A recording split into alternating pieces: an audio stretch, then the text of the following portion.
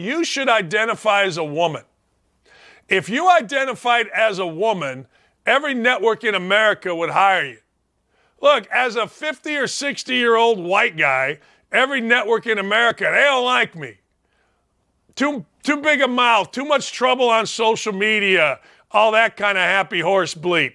So here's what happened. A male power lifter decided that he was going to make fun of the idea that men aren't stronger than women. So a power lifter broke women's records held by a biological male in protest of transgender policy. So this guy, he's a powerlifting coach. His name is Avi Silverberg.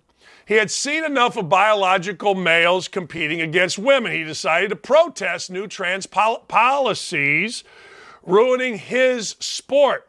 So he self-identified. This is freaking awesome. He self-identified as a woman and shattered a record during a recent meet. The women's bench press title holder in the 84-plus kilogram category is some clown named Andres, who is a biological dude. Andres, the biological dude, has won 8 of the 9 competitions he has entered as a woman and is recognized as a female on the open powerlifting ranking site. Well, Andres was there at the Heroes Classic powerlifting meet. He got to see Silverberg just obliterated it. He broke Andres' record, Silverberg. He didn't break any rules, which is insane to me. How could he not break any rules? He just simply announced that he self-identified as a woman, which in the Canadian Powerlifting Union, the CPU, by the way, says you can do. The trans inclusion policy, which is so ridiculous, was officially released, and it stated that if a man says they're a woman, then anything goes. Based on this background and available evidence, the expert working group felt that trans athletes should be able to participate in the gender with which they identify, regardless of whether or not they have undergone hormone therapy, which literally means what my wife, Lee Ross, has been saying. And that is you can simply identify as a woman if you are a man, if you have a penis, if you have scrotum, testicles, the whole thing, and have not gone under any hormone therapy.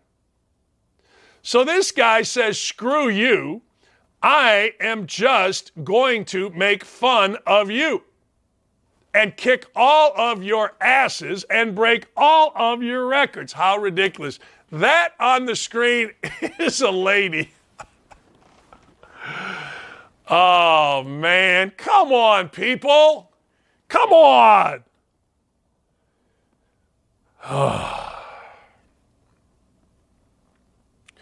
The Otter Creek says, I want Joel Embiid to go trans and dunk over all the WNBA players.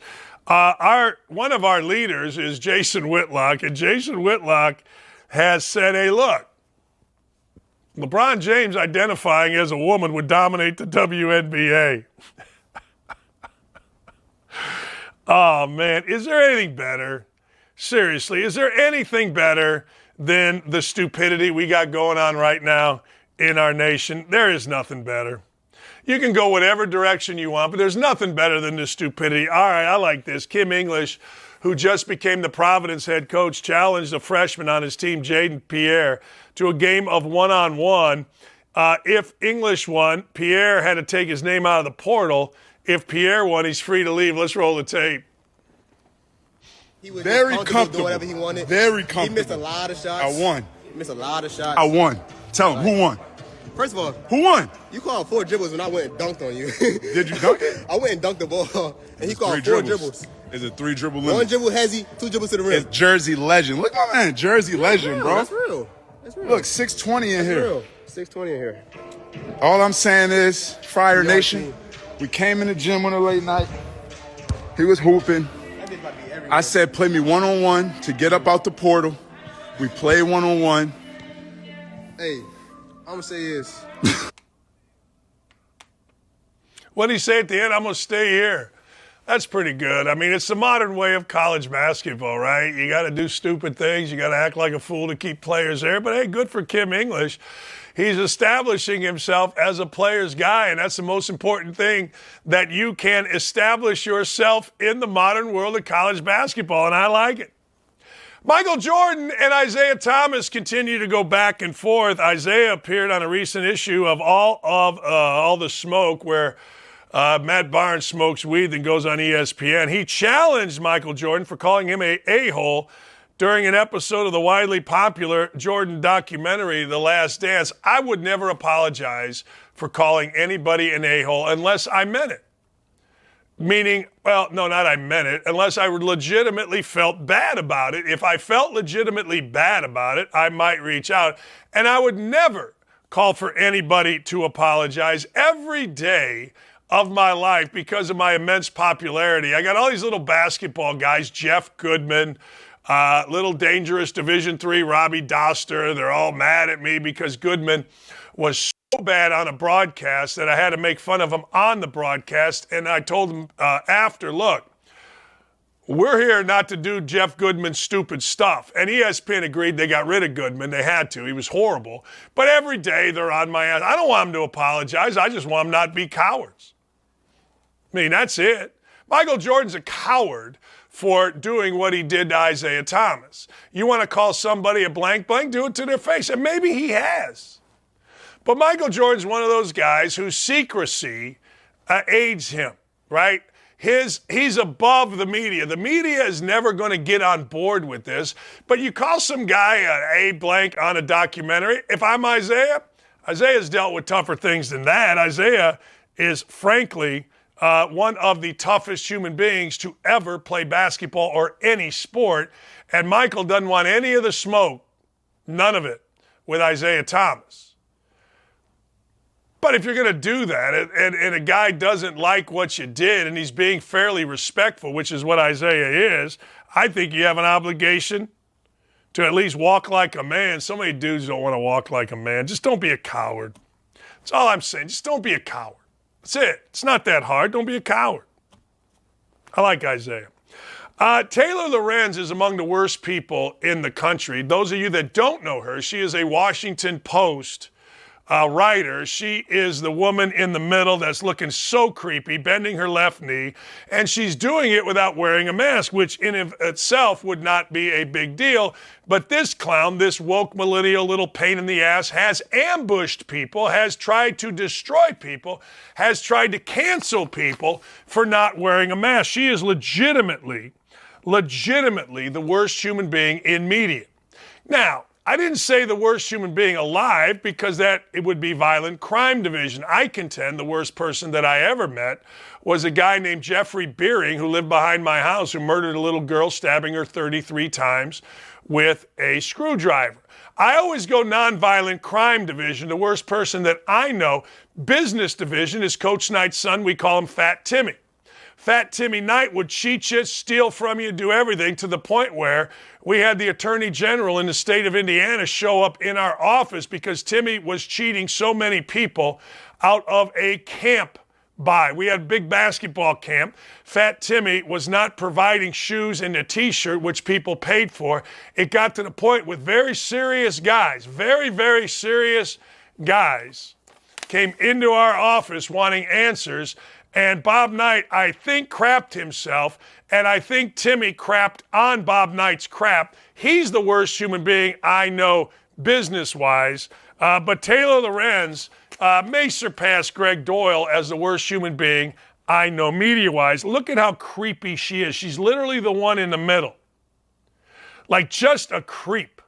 And by the way, Taylor Lorenz, you're not very inclusive as I look at your little dinner party and it's all white people.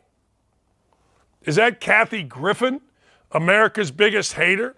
No, stop it. Taylor Lorenz is America's worst human being. I believe America's worst media person. I think. All right, let's put it out there. Who is a worse media person than Taylor Lorenz? Is there anyone? I don't know. I look at if you are a fraud, if you are a liar, if you are evil, Taylor Lorenz is the worst. Media division category. All right, what else we got here? Since Kyle, why do I have to be the one to explain this? Why do I have to be the one to explain that Kyrie Irving is an absolute team killer? Kyrie Irving was not a team killer, and then guess what happened? What happened to Kyrie Irving is what happens to a lot of guys. He became really important. He became somebody that decided, I'm going to use my platform for stuff outside of basketball, and he's an idiot. He's really stupid. Like, he's not. He's smart. But when you see him, he's really stupid. When you listen to him, he's a very articulate, smart guy that just says stupid stuff. And now he's become a thing. He's no longer a guy that, frankly, is a basketball player trying to win. He's become a thing. Like Draymond Green has become a thing. But Draymond Green doesn't matter on the Warriors because the Warriors are going to sink and swim with their role players and Curry and Thompson. But this guy is a focal point on a team, and he destroys teams. So he said his team is a cluster F. Well, guess what? Most teams, let's go back, that you have come to have become cluster Fs. So it's no surprise that the latest team you came to becomes a cluster F. The big surprise is that Mark Cuban wasn't smart enough to understand that. Look, the NBA is not in a bubble. The NBA is not just, well, this guy's over here, so we don't know anything about him. Everybody in the NBA knows that there is nobody worse to have on your team right now than Kyrie Irving. Don't go back to Cleveland when he was fine. Boston, you couldn't guard him in the playoffs. At least we couldn't here in Indiana. I'm talking about now. Kyrie Irving, a guy that famously, we don't need a coach. Really? How'd that work out in Brooklyn? Well, it was Nash's fault. Of course it was Nash's fault. Nothing to do with Kyrie Irving. That blank show fell apart, and now he's trying to destroy another franchise. That's not Kyrie Irving's fault. It's Mark Cuban's fault. Has nothing to do with Irving. Irving is who he is. Irving's who, Paul George did the same thing. Paul George, terrific as a young up-and-coming player. And then Paul George became a thing. So what Paul George do? Started stooping strippers. Started being a guy. Started being someone that actually, with his Fresno State 3-year education, he thought we were all supposed to listen to. Not listening to Paul George about anything. I'm not listening to him about basketball. Went from a nice kid, sat next to me for 3 hours hosting a show with me when he first came up. Paul George then became a thing. Who wants to listen to Paul George about anything? Anything. I don't. Maybe fishing. People loved him in fishing. People thought he was great fishing. Apparently, he lives right out here. His house wasn't like crazy nice. It was nice enough. And he, you know what? Seemed like a great guy, but I don't want to listen to Paul George about anything. NBA players continue to show that they're absolute weenies, whether it's Paul George, Kyrie Irving, or now Russell Westbrook. Russell Westbrook got booed after kicking a fan out who was being mean to me. The fashionista. That fan be mean to me. He mean to me. Get him out. I actually got in a bit of a hassle one time with George Hill. I did. I got in a hassle one time with George Hill. George Hill's, I would criticize him because I thought George Hill was just a guy. He started yelling at me. About he was on the bench, and I said, hey, fuck you, People got a little excited.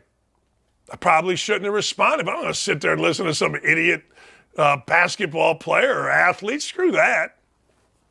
They'd be me. Now they would kick me out and lock me up. I really didn't even say anything. I just said, oh, and then I went about my business.